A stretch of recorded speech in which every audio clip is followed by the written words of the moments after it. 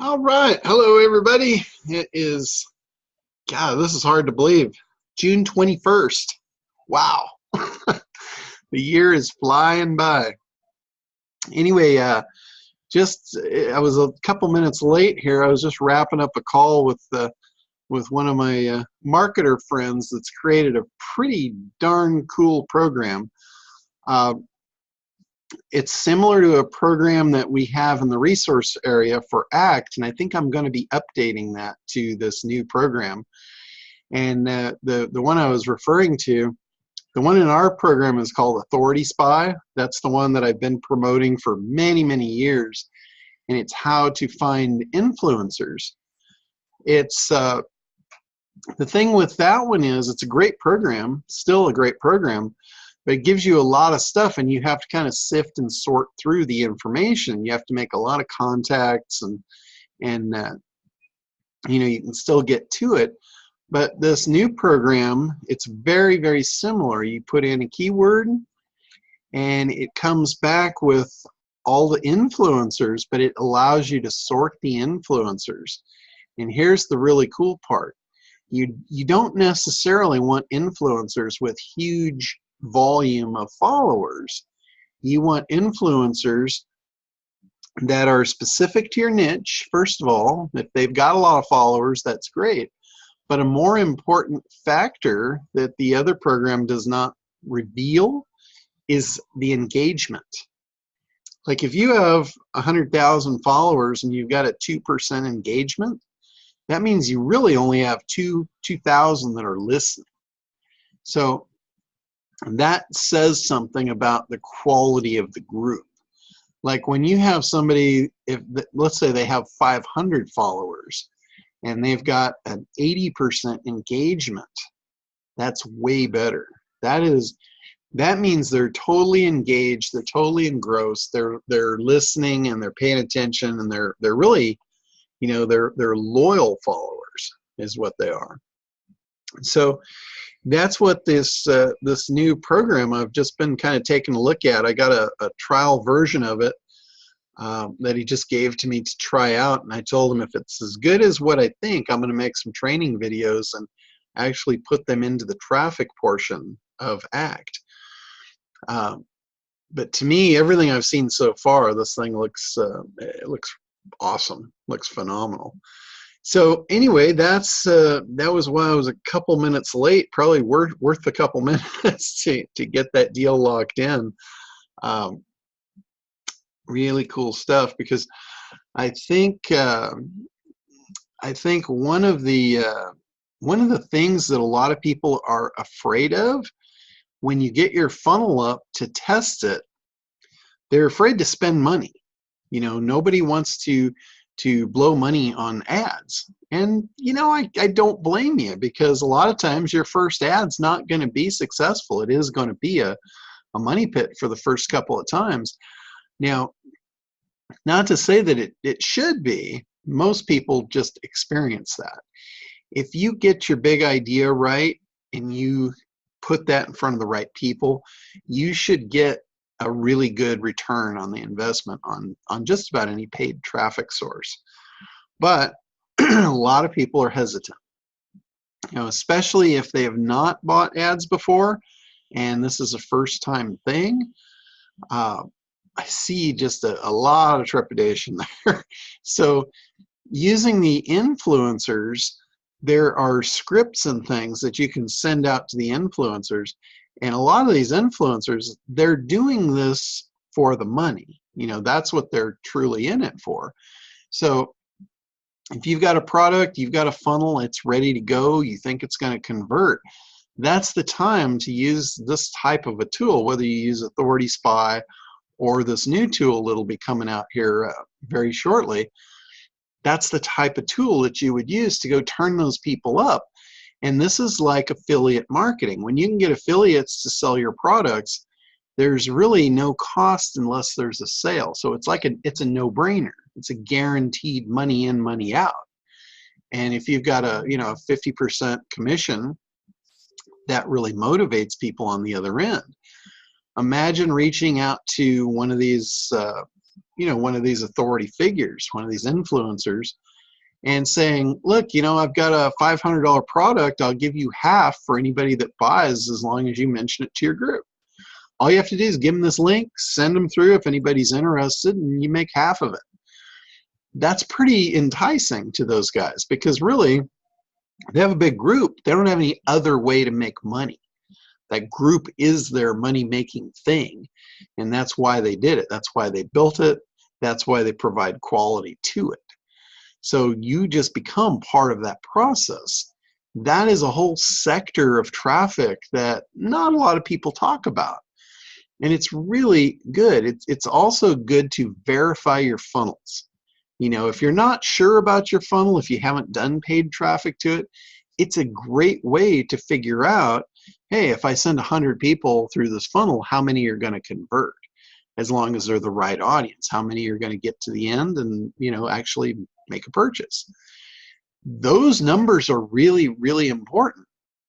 Like if you get through and hey, 20% will convert, 20% will convert to an opt-in, and of the 20% that converted into an opt-in, 10% of those will actually purchase on the first run through. You don't have to keep track of, the follow-up and all that. More will convert later, but you want those first initial numbers, and that kind of takes the edge off of you pulling the trigger to go do some paid traffic. So ultimately, you want to be able to scale your business. So you're going to want as many traffic sources as possible. So influencers is a great one. Affiliates is a great one. It's kind of hard to get into the affiliate arena if you don't have your numbers yet. So that's not a good entry point. The influencer market is a good entry point because it gives you people that have the willingness and ability to promote you out to a group of people that they influence.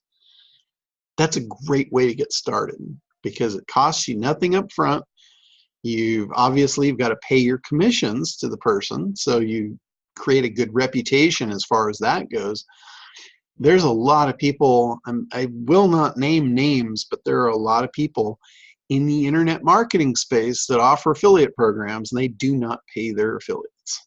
And that's just, I have no idea why, but that's something I've seen over the years, and they don't, once you do that once, and you got a label on you.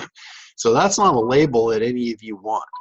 So if you do run affiliate programs, make sure that you pay your affiliates, because that will motivate them to do more. And that's what you want. You want more and more affiliates for sure. So definitely, regardless of anything, they earned it, so pay them.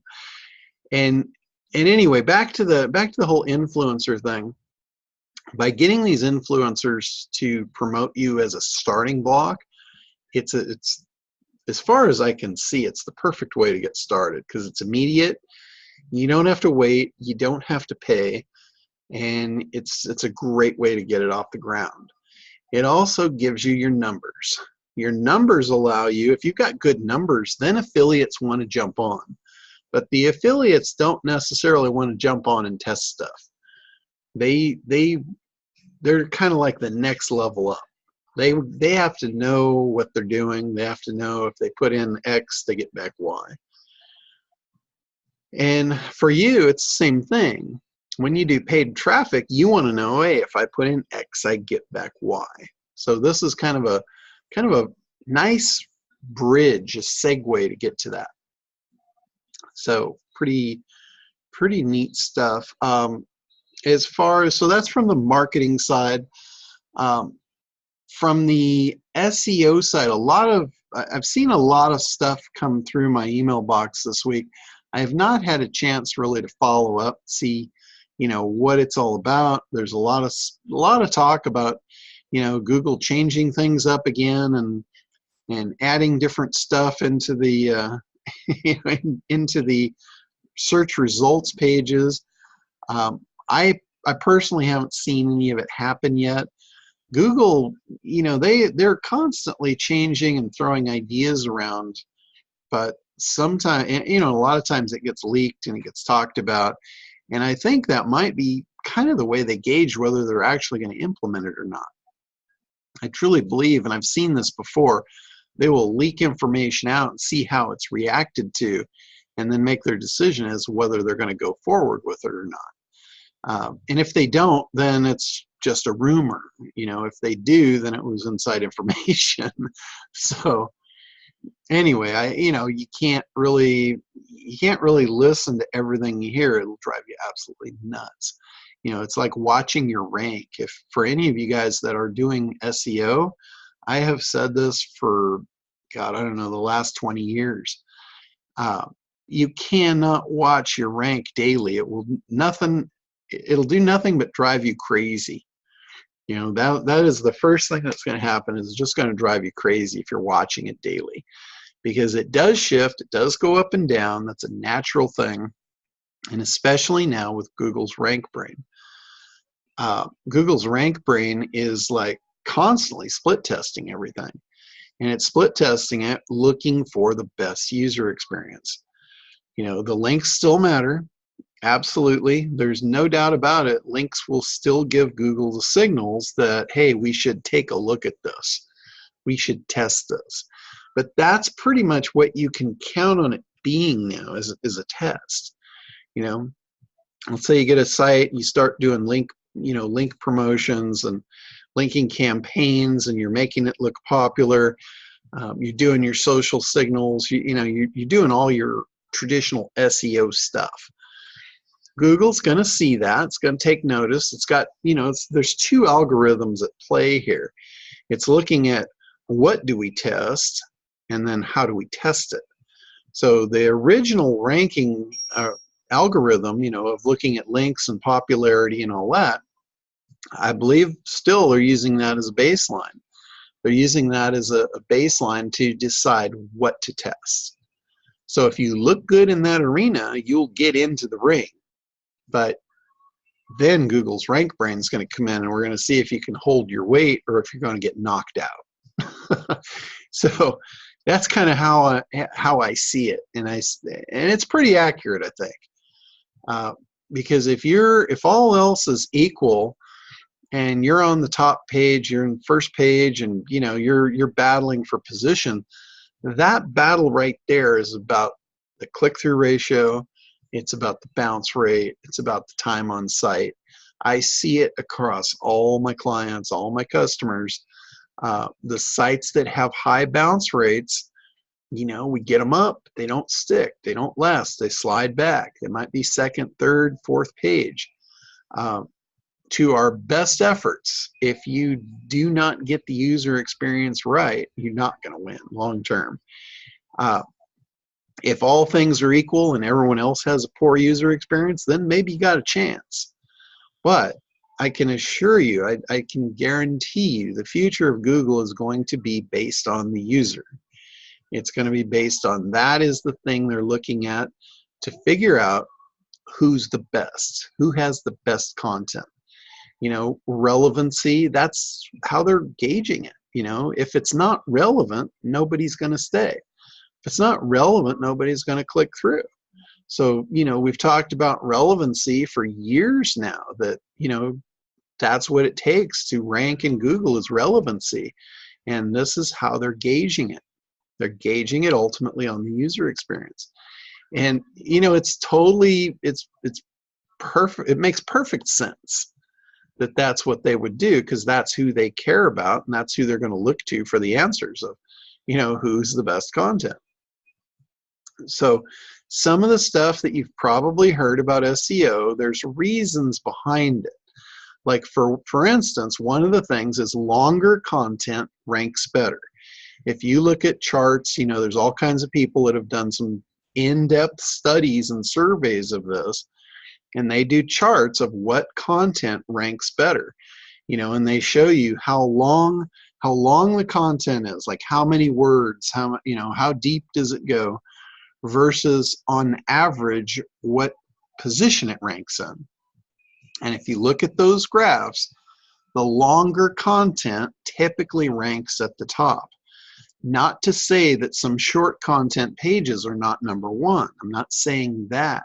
I'm saying on average, longer pages rank better.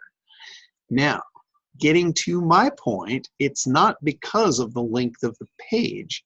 It's because longer content keeps people engaged longer, gives you more opportunity to get their interest high and get them to click deeper into the site. That is my true belief. I don't think Google is looking at all and saying your site will rank if you've got, 12,000 words versus 350 words. I think anybody that says that is full of crap.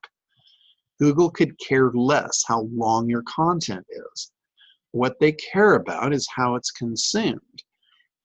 So if you think about it, obviously shorter content pages are going to get consumed quicker, and they will either leave because they got what they wanted, or maybe they'll dig deeper if you've got calls to action.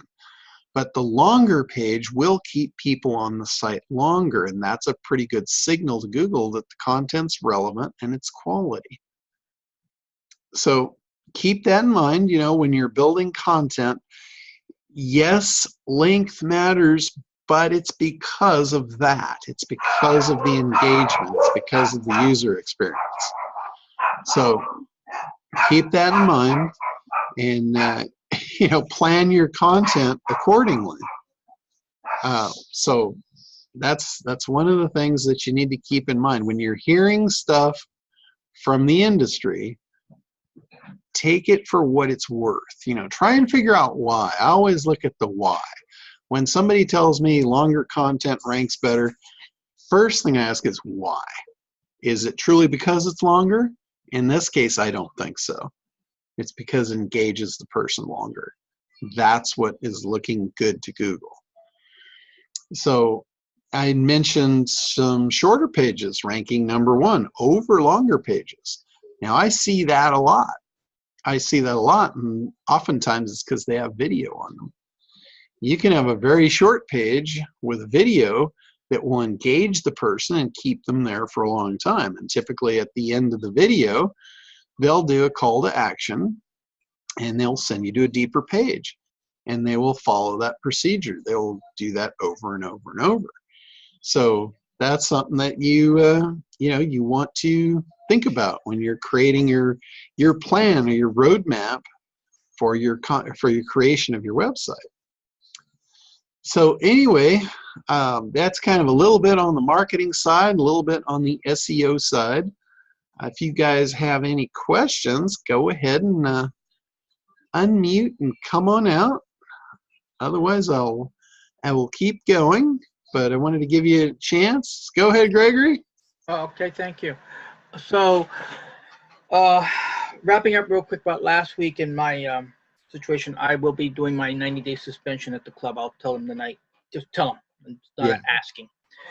But moving forward, this Sunday, Monday, Tuesday, I'll be in Dana Point, and I had this on the top of my mind on Monday, and my typical life, I get to it on Thursday.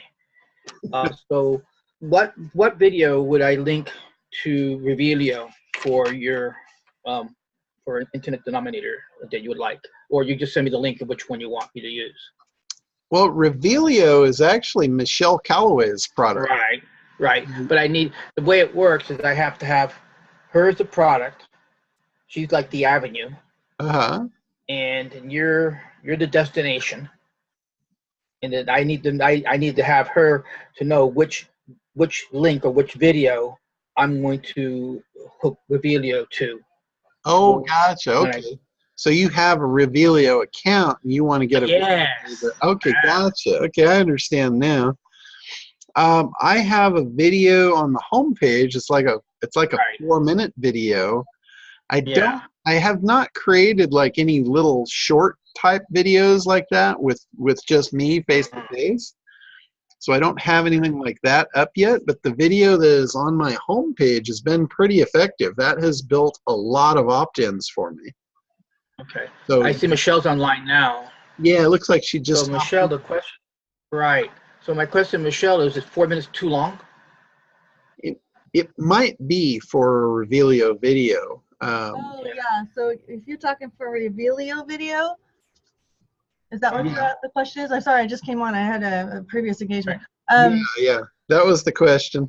So yeah, no, the Revillo video should be 60-second or less. It's really meant to be a teaser. Yeah. But I have spoken to many video professionals as far as a video length on your website, like any kind of an intro video. It should probably not be more than 3 minutes. For your like an intro, a quality intro video should not be longer than 3 minutes on your website. Revillo is meant to be more of a snippet teaser to get people to want to go and check out your website, and that's where those call to action buttons on a Revillo come into play. Yeah. Okay. Yeah. So that said, John, my question to you then, this Sunday was just going to be like a teaser, just to see how it would work. So it's not going to be ready before Sunday. So that's out. But I'm still taking my cards down to get people to get.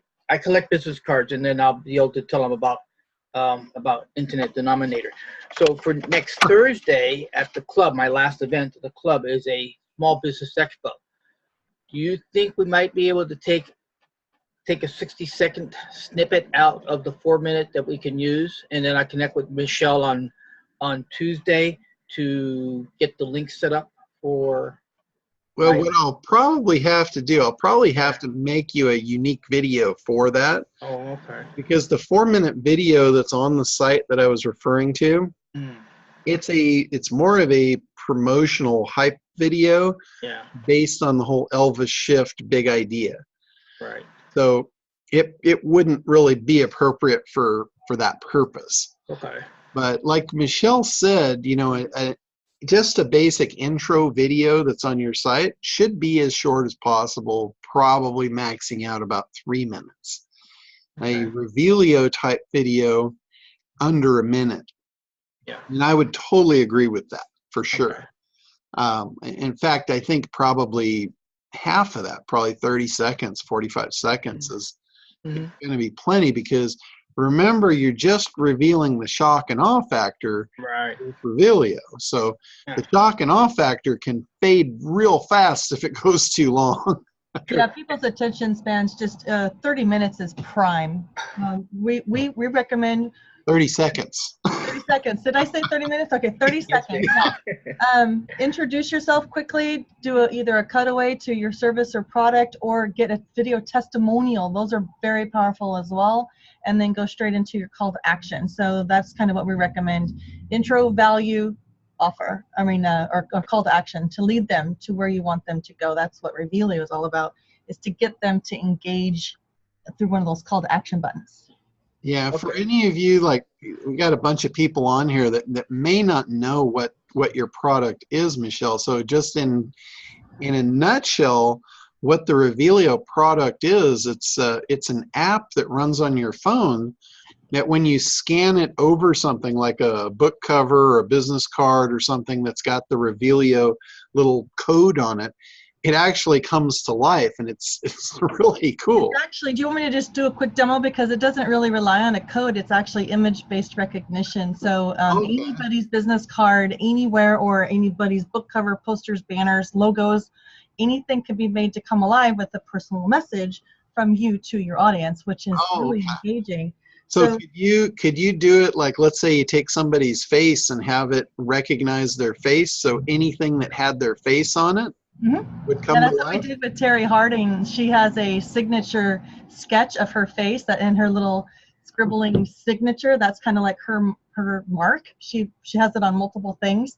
So we made that section of her business card come alive. Now she's going to have banners that are all going to come alive with the exact same thing. So yeah, that's really cool, because you know, for those of you that don't like to get out in front of people and you need to get your message out, you could get your message absolutely perfect in a 15 to 30 second video, and then have that associated with an image like Michelle just said. And when they scan their phone over that image, wherever it is, it could be, you know, let's say it was your face and you put your face on all your products or what have you, or your logo, and it recognizes the logo or recognizes the face. Then this little video lights up and gives you the little spiel, you know, your perfect elevator speech. Yeah. Do you want me to show real quick what it's like, guys? Is that all right, John? You want me to Yeah, demo? yeah, you can go ahead and do it. So here's my business card. I do have a little indicator. Let's see. Here we go. On there that the card does come alive. I do recommend that, but it's not necessary to put some sort of an identifier on there that it's different, that it comes alive, and also naming the free app, which is called Revillo, which is Revillo. Anyway, when you hold this, when you hold my phone or device over it, do you see how it picks up a video? Is it playing? There we go. See, it actually tracks over the image, and then these buttons over here appear so that you can drive them to take that next step action, which could be a buy now, or it could be a gift icon, it could be a World Wide Web, so they know that they're going to go to your URL, or they can even share your card on their social media page so that they could brag about the fact that it just came alive. So there's a viral sharing capacity involved as well. Yeah, I see Travis over there going, "What the hell?" It's fresh, it's edgy, it's disruptive, it's grabbing people's attention, and we've actually had so many business owners using it, and they call me and they're just giddy about the reaction that people are now having when they demonstrate who they are at a networking event through this tool. It causes a scene, and people kind of start swarming around them because there's like all this energy and excitement, and people are going, "What? How's that happening?" Well, that's really cool. I just picked up an important piece from this conversation. I did not realize that it was image-based. It's image-based recognition. Yeah. I thought it was like one of those little barcodes or something that it had to have. Okay, that takes it up a notch. We've got lots of notches, John. We're going up and up and up. We got even more cool stuff coming in. So that's really cool. Yeah, I was not aware of that. So awesome. All right. So, Hi, John. Yeah, go ahead, Louis.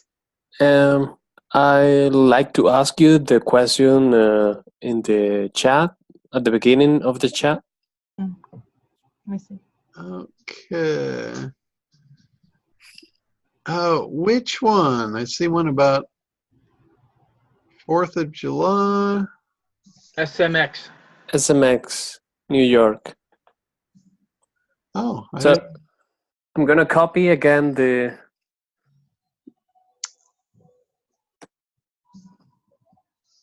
Okay, gotcha. Yeah, I didn't see that before. And what did you want to know about SMX? I have not been to the East one. I've been to the West Coast one that, I think they usually do it in San Francisco or San Jose. So is it worth it? You know, I would say for you coming from Spain, I'm not really sure that it would be worth the trip for that. It's kind of like a conference. They've got a lot of vendors. You're going to see a lot of stuff that you've probably already seen and you're already aware of. And I believe that you can probably buy the video feeds of it, or they're going to make videos available. You could probably buy the videos and save yourself a lot of time, because that's a big trip for you, to come over here if that's all you're coming for. I think you'd probably get more bang for your buck out of buying the videos from the presentations. Does that make sense? Yeah, my plan was kind of the plan I did almost 2 years ago when I went to the ACT program. It's like half holidays, half learning, Yeah, absolutely. Well, if you're doing it in conjunction with something else, then I would say that if you were here, there wouldn't be any reason not to go to it. But if you were planning a trip just around that, coming from where you're coming from, I don't think it would probably, dollars and cents wise, it probably wouldn't equate. The point behind the question is that there is another SMX in Milan, and the people who are going to give the presentation are already scheduled in Milan but not in New York. So if they are the same people doing the same presentation, maybe it isn't worth going to New York when they already are going to maybe provide the same presentation in 2 weeks next in Milan? That's the logic behind the question. Yeah, I would say you're probably going to see different presentations, because I've been involved in a lot of the conferences that travel, and like when they do it here, say in Las Vegas, it will be kind of the same information, but it's different speakers presenting. Because a lot of times, like when you go from the US over to Milan, a lot of the US guys aren't going to go over there to do their presentations because they don't make enough out of it. And a lot of times the event sponsors aren't paying them to come. They just give them an opportunity to make a pitch at the end. So you will get definitely different speakers. You'll probably hear a lot of the same or very similar information just from different speakers, though. So when they schedule those events, they kind of open up speaking slots, and then they fill them by who they can get to come and show up to the conference.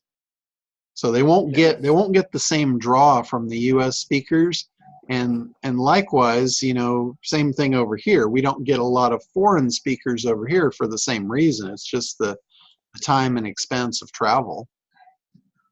Yeah, the point is that, for instance, Will Reynolds is going to be on Italy, and also Bill Slosky, which I consider a different kind of source of information in SEO due to the patents and that kind of things. But for instance, the rest of the speaker, I don't know them. I've never heard of them. Yeah. But I would say with SEO, I mean, the information, regardless of who you get it from, it's all either based on the idea of a patent of something that's going to make something happen in the future that's different, or what they're experiencing currently. And there's, as you know, there's a ton of people that are proclaimed SEO experts out there, and a lot of them are just following each other. They're just pure copycat. They're like, they get the information from somebody else, and it just keeps getting passed down the line. And in that case, a lot of it gets corrupted, and they're saying something like I gave the example earlier today about the whole idea of longer content ranks better. That's a true and a false statement. It doesn't necessarily rank better because it's longer content. So when I hear something from one of these guys, obviously I listen to what's going on, but I don't just take it. I'll look at it, and the first thing I say is why. Why does longer content rank better? And if the answer is not because it's longer content, then I have my answer. So like I said, I've seen a lot of very short content pages rank very well that have video on them. So that tells me it's not the length of the content, it's the length of the user experience. So that's why I say be careful of who you listen to. They could tell you, if you get longer content, it'll rank better, but then you make longer content, it's not relevant, and it actually works against you. So you have to understand the why behind the what. And that's what a lot of these SEO guys don't get. They're grabbing information from each other, and they're passing it around in a big circle, and nobody really understands what any of it means. So you can get led astray very quickly, depending on who you listen to. But if you ask if whatever you hear, if you always ask the question why, you'll probably do yourself a big favor. Because if you can't get a logical answer, then you might want to not pay too much attention to that. So, all right. Anybody else? John, I got some questions on the topic. How you doing, man? Good, awesome. How's it going? Oh, fantastic. So, on the topic of content length, it's interesting because you would like, let's say you're using YouTube as something to drive traffic to your site. You would like people to get a lot of value out of the content, and sometimes it takes 4, 5, 6 minutes to teach a good lesson where people are like, holy crap, this guy really knows his stuff, and I really took a lot out of this video. But then, of course, you have the diminishing engagement as videos go longer and longer. Sure. So how do you kind of, and especially my YouTube channel, because I think I kind of started off giving away maybe too much stuff for free, or my lessons were certainly too long. If I could go back in time and do stuff, I would probably have my my videos that went viral either have calls to action in the middle, or I would have made it quicker and got to the call to action faster. But I guess the question becomes then how do you reconcile good content between just trying to get people over to the lead magnet or over to the opt-in page? Well, as far as Google's RankBrain algorithm, they're looking at the user experience from a lot of different aspects. One of them is click-through ratio of who is seeing the teaser and clicking through to actually watch the video. So the title is really important in that. And then do they engage the video? Do they turn the video on? Yeah, go ahead. Yeah, so I guess this is where I wonder how Google does fighting against its own self-interest. So, for example, if a user is in YouTube, it's in their best interest to continue showing them the next relevant YouTube video so they can play another advertisement and potentially get another click or whatever it is. So how on specifically YouTube, how would they be kind of reconciling the fact that the user is having a good experience, but he's just clicking off of their website and now going on to my website? Yeah, well, it's the same thing. If you think about YouTube as its own little universe, YouTube is like a replication of the entire web itself to Google. So inside YouTube, there's a ranking system in there, just like there is on the outside world for Google search results. So it's the same thing is going on inside of YouTube, whether you're clicking through to the relevant videos inside YouTube or going off, but Google as the search engine is watching all of it. Okay. So there's Google, the search engine, watching it from the outside, seeing everything. And then there's the search mechanism inside of YouTube, which is also Google, but all it cares about is its own universe. So they have slightly different algorithms inside YouTube. I've noticed that. I actually rank much better in YouTube than I do in Google. Yeah, and they're all a little bit behind the big one. Right. So in YouTube, they may still be testing other algorithms as well, seeing which way to alter the future. Right. Right. But in YouTube, think of that as really its own little universe as far as ranking. And engagement, yeah, click through, absolutely. That's why playlists rank so well, because you're going from one to the next. And cutting your videos, like you said, people tend to lose interest if it goes too long. You've got that curve. So one of the things that you want to do is if you've got a long video, you might want to segment it out into part 1, part 2, part 3. Right. And that way, if it's on your site, like let's say you're taking those YouTube videos and you're embedding them on your site, you might show the first clip, grab their interest and say, in part 2, you're going to learn this, this, and this. If you'd like that, go ahead and opt in. So you give them the first one free, no strings attached. You hook them and you leave them on a cliffhanger, and now they got to opt in. They're going to do that. I mean, they can't leave that loop open. They'll drive themselves nuts. Right. That's the whole point. If you plan it in that way, you'll get a very high opt-in. Yeah. It's always interesting because, right now I'm about to launch a knife self-defense course, and I'm partitioning out like the 3 or 4, videos that I want to give people in the beginning, the Jeff Walker style product launch formula, free content, and then the offer. And it's like my first video is 20 minutes long right now, and that's not even the only one that I was planning on giving away. And I literally just slapped it together this morning, so obviously it's got to get cut down a little bit. But it's like, then once you've now looked at everything from a sales perspective and just the actual stuff you're going to blast out to your list, now you have to reformulate that content for YouTube to get people to the opt-in page even faster.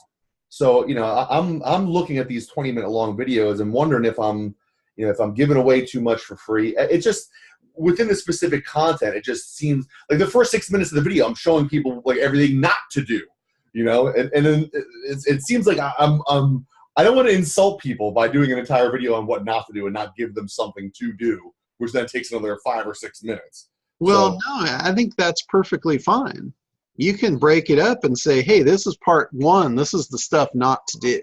Right. And then break it into part 2. And now you know what not to do and play them off of each other. Right. In some of them, you can put some of the videos specific on your site, some of them specific on YouTube, and you can draw people back and forth. Right. That's a good idea. That's a great way to get them out of YouTube and get them over to your site. Right. For part 2, part 2 is over on our homepage. Yep. Yeah, it's interesting. It's interesting because you always want to give them something good without giving them a chance to lose their distraction or get distracted before the call to action. Yeah, and on the front and the back of the video, like let's say you've got the first one, part 1 is the things not to do. Part 2 is, now that you know what not to do, here's what to do. And at the end of the what to do, you want to make reference, if you haven't seen the first one of what not to do, this stuff might not work for you. Right. Regardless of what video they come in, you want to reference the front and the back video. For sure. Yep. Okay. Yeah. The perennial process of slowly chopping it down into palatable pieces. Can I say a little something about that? Interject a little thought here on the chunking it out like that. Another beautiful thing that we're seeing is that email.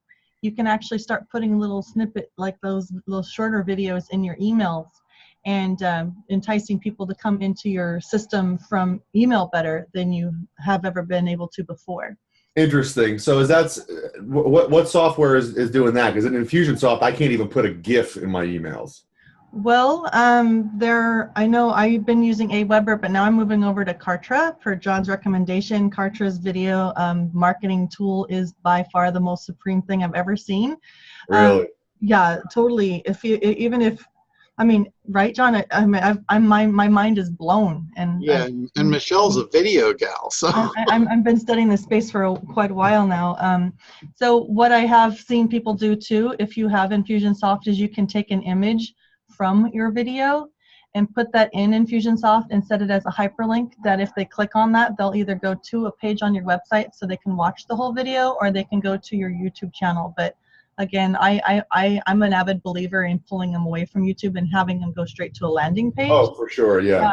So that is definitely what we're seeing, an increase in email engagements, is by putting a little video opportunity for them the actual video icon itself, like with the little play button on it. Yeah, you can even like put a little play button on the image so that it looks like a YouTube, holder. Haha, suckers. Yeah, there's quite a bit of time involved with that, but even there's. I got a pretty good process for that. I'm always making thumbnails for my videos, so it's a great way to engage people that would not normally be engaged because they're just don't have time to read or. Cool. All right, John. Well, when everyone is mad that they didn't get the stuff to do at the end of video 1, I'm going to direct them to you. There you go. And thank you, Michelle. I appreciate that. I actually will. I mean, at least on my launch content, I'll certainly start putting thumbnails and stuff in my email. Yeah, that's a big thing. I mean, click-through is huge. Even in email, if you're sending emails out and they're not getting clicked, don't think Google's not seeing that stuff. Right. They see everything. Right. Because they also, they may not see every email, but a certain number of your emails are going to go through Gmail, and they certainly see that. Yeah, absolutely. Yeah, I mean, I have like a 10%. I got like 10% click-through rate, probably 26% open rate. So I'm doing okay in those. Yeah, that's good. If anything, I worry more about just being on Infusionsoft's shitty servers more so than I worry about the response on my own list. Yeah, I've heard a lot. I've heard a lot of complaints about that. Yeah, I spend $100 a month on to be able to send stuff through Amazon's shared servers, And at least in the tests that I did with whatever that tool was, I can't remember the name of the tool. Pretty cool little tool though, which measures your open rate on different ESPs. It performed a lot better. So. Huh, well, cool. Yep. That's good stuff. Yeah, I've been using the Kartra system now for the last couple months and sending email through there, and I've had great deliverability. Really? Yeah, I haven't had any issues at all. There was only a couple of times they sometimes detect a hard bounce when I know the email address is correct, and all you have to do is just send a ticket in and say, hey, this is a real email address, and then they clear it. But if they detect a bounce or anything, then they block those from being sent. So they're really, really careful to keep their reputation up. Yeah, I mean, I think most are pretty good. I mean, look, I'm not trying to diminish Kartra, but most people won't send to a hard bounce. I certainly don't have time to be looking at each hard bounce and determining whether it's real or not, though. That would be but yeah, I mean, look, the problem is just shifting an entire system is pretty. I mean, there's already pre-built campaigns. I mean, there's years worth of campaigns. How are you supposed to get that over there? Yeah, no, absolutely. If you're entrenched in a system that's working for you, there's no reason to move. Well, again, it's working for you outwardly as long as you don't know that 20% of your email is undeliverable. You know, you don't really ever know the numbers. You know, and you never know when one of their servers or 5 of their servers get red flagged because one dude got through who's a spammer. You know, it's impossible to say. It's always impossible to say. So a little switch goes off in my brain, and then I just start making videos that I don't think about anymore. Yeah, that is one thing. I think Infusionsoft drew a lot of the wrong people in. They drew a lot of the people that, you know, and again, I'm not going to name names, but there's a lot of people in that whole internet marketing world that don't do things in everyone else's best interests. And so they will burn down platforms for their own benefit temporarily and then just leave and go on to the next one and not care the wreckage they left behind. Right. Well, if you could show some data with respect to Kartra deliverability, I would be interested in seeing it. You know. Okay. Yeah. The other cool thing about the mail system inside Kartra is once you send a certain amount of emails out to different lists, it will actually show you. It keeps track of open rates and stuff based on time. Like once it hits a certain point of data, it will say, hey, your list best responds Wednesday at 10 a.m. What? Yeah. Get out of here. Yeah. So it really is cool. I mean, what Michelle was saying, she was speaking specifically to the video portion. Right. But it's that way in everything I've come across so far. Huh. Yeah, it's got artificial intelligence, the most basic version of artificial intelligence, I believe, in their campaign system. So it's a lot more intuitive than any platform I've ever seen. Huh. And I used to work with HubSpot too, and they were a lot more intuitive than I think even Infusionsoft. Right. I mean, I'm always on the lookout for more intuitive software to learn a little bit of behaviors to help guide us. Huh. I need Believe me, I feel your pain. I'm in it right now, but I see the light, and John's really awesome to work with, so he's helping me every time I get into a stumble and I get frustrated and I want to throw something at my computer. John's expensive. What's that? I said John's expensive.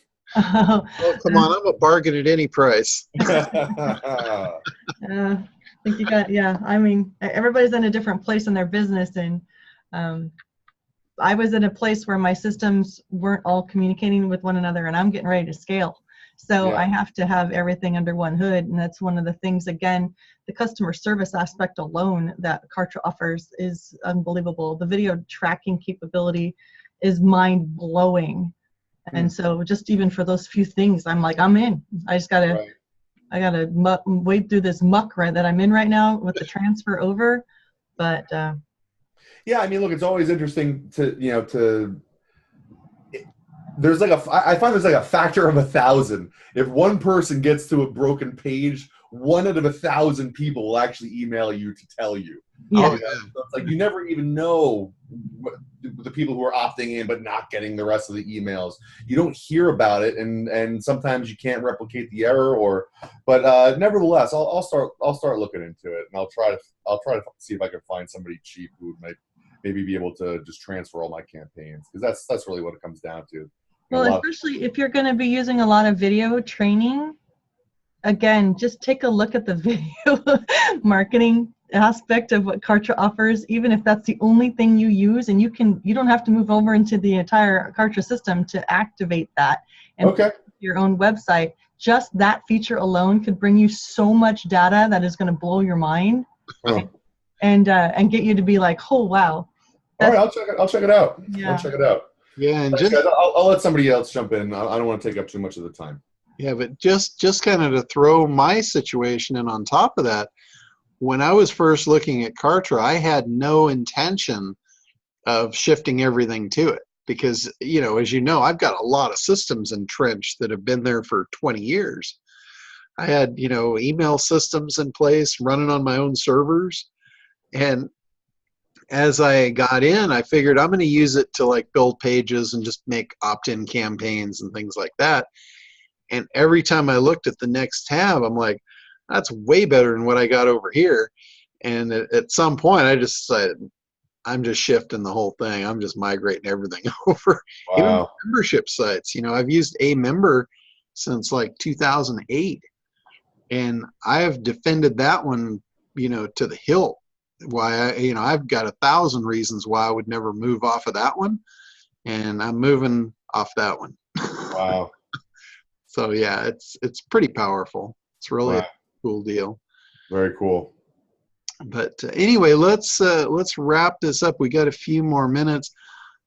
Anybody else got anything different? If not, I'm gonna kind of hit the big idea a little bit here, which on the marketing side is really a big factor. So if any of you guys have anything you want to hop in with, just go ahead and unmute. But in working with the new apprentice group, I'm forcing everybody into that big idea first before we start spinning our wheels. And I've created new documents on that. I've got a new tutorial on the on the whole big idea. I'm going to post it up in the ACT member area as well, so you guys have access to it. But it really is a key factor. And the whole analysis piece, when you look at the ACT program, the whole thing, the entire analysis piece is in order for you to be able to create that big idea. That big idea really is your lead into your entire campaign. And what we have, I've known this all along, but what everyone is like coming to the light bulbs coming on now, and they're realizing, hey, the way we were doing this before doesn't work. The whole building of an avatar without really knowing the mechanics behind it and what it really is doesn't work. And that, that analysis piece gives you the foundation to actually know who your avatar really is. And that allows you to create that big idea that's meaningful to them. Several people have told me, that the way they were creating avatars, and it's just totally wrong. It's not based on reality. It's if you listen to Ryan Dice and a lot of the internet marketers, they're like, who do you want to be your ideal client? And once or if you could create your own little world, that would be great. But the world we live in, we got to look at what's here and how we use it. So the segmenting of the market to find out what segment you should be in, and then to find the avatar inside that segment, that's a key component if you're going to really figure out who you're after. And if you don't do that, you'll never know what's important to them. Figuring out what's important to a real person is a lot more effective than figuring out what's important to some imaginary person that you created that doesn't really exist. And unfortunately, that's how a lot of people create their avatar. So that's based on fantasy.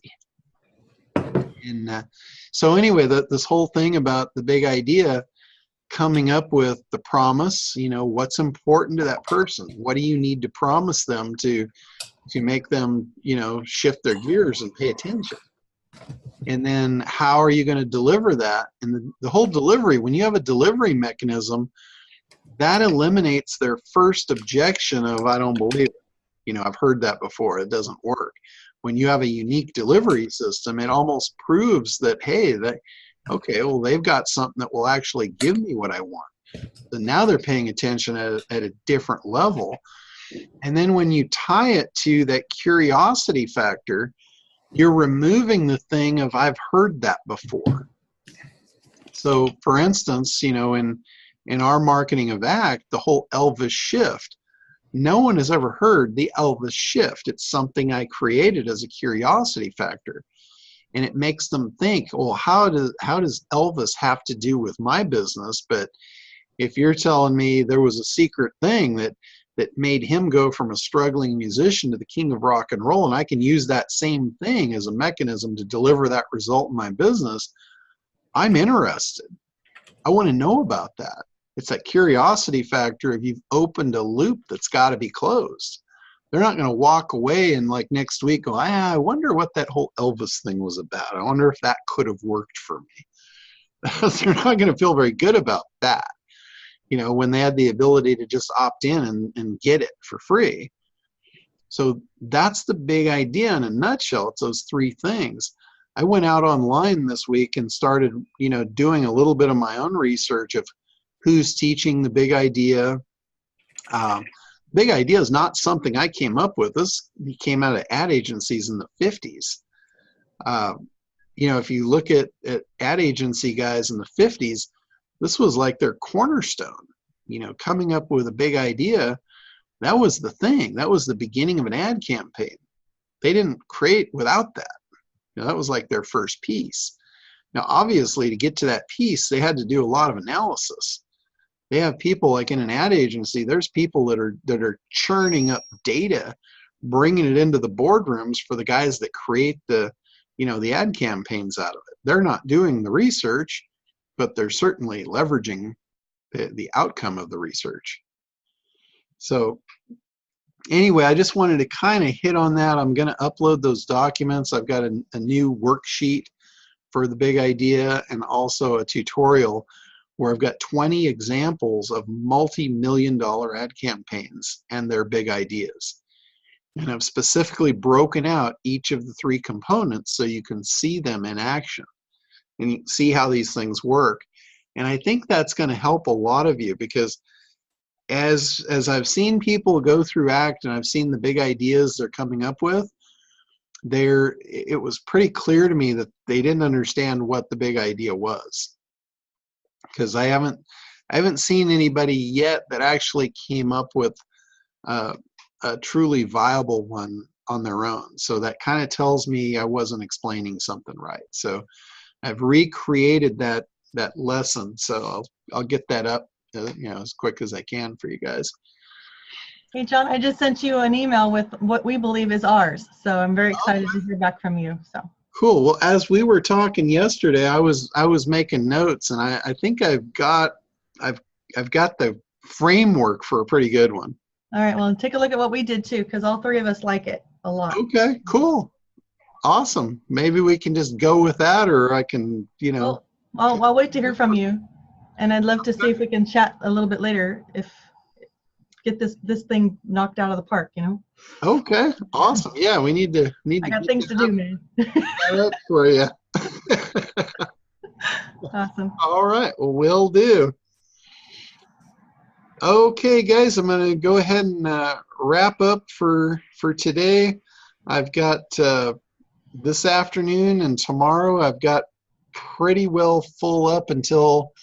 Like if some of you want to go over some stuff, I've got like tomorrow afternoon opened up, but I've got time slots that have pretty much taken me up today and majority of tomorrow. So anyway, if you want to shoot me an email, if you want to kind of get in on tomorrow afternoon, let me know and we'll talk to you soon. Okay.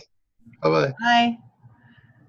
Thanks, John. Always appreciate it, man. See ya. Oh, yeah. Thank you for being here, Travis. Yeah, take care. Bye-bye.